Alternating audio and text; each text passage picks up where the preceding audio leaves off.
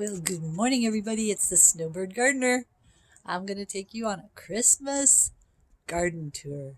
We're so blessed here in Southern California. We get to celebrate the very best thing that ever happened in the history of the human race, is when God came down as a baby to show us how to love.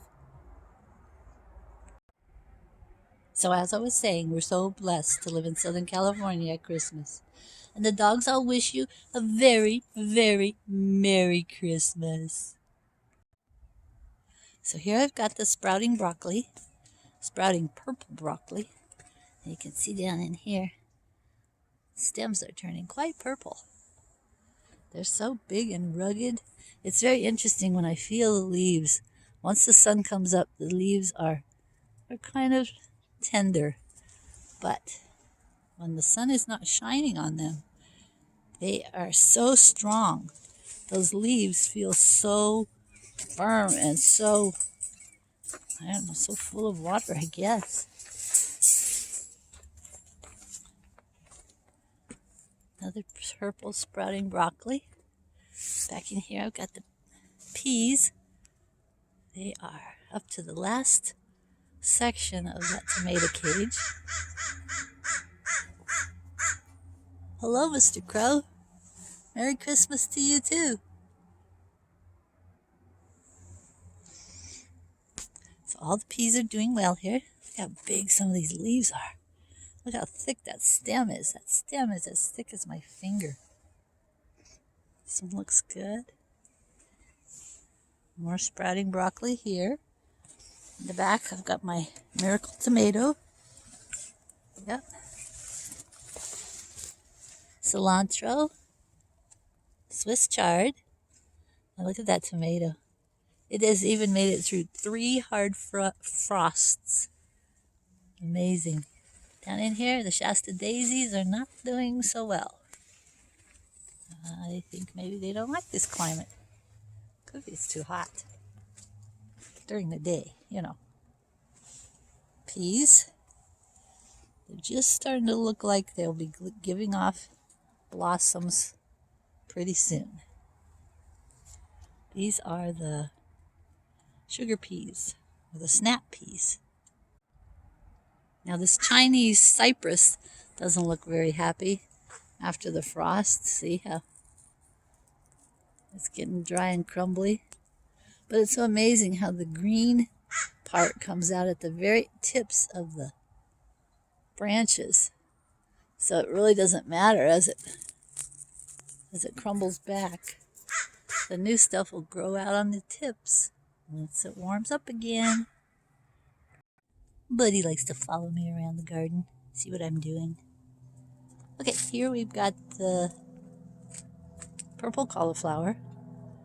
It's all doing very nicely. It's a little smaller than the broccoli just because I planted it a week later. I'm still covering the strawberry palette here with a board at night. And let's see how they look inside. Some of them had died back, I'm thinking because of the frost, but I'm not sure. Now these strawberries are doing really well here in the pot. They don't get much sun over here, and they even had some frost on them the other morning. Here we've got the celery from the compost bin. Oh, and finally we've got the potato coming up.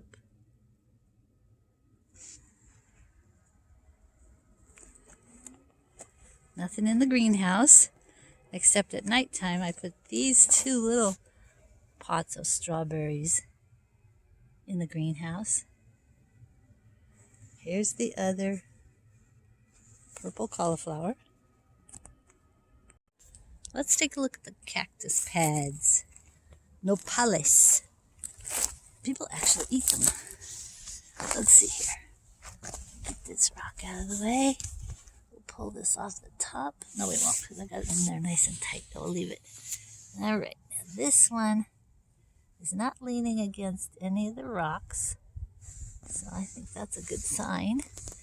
And nobody's been chewing on it since I put this little basket over the top. Yay!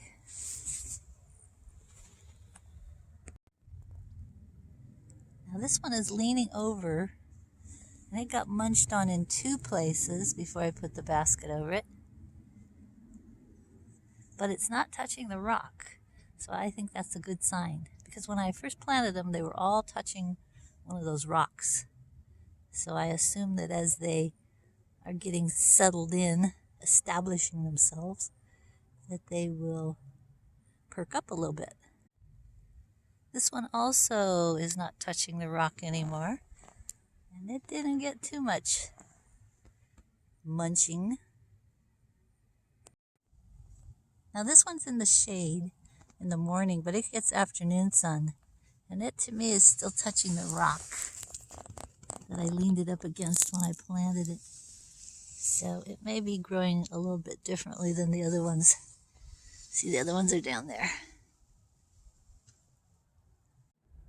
Here's kind of an interesting little native plant that grows here.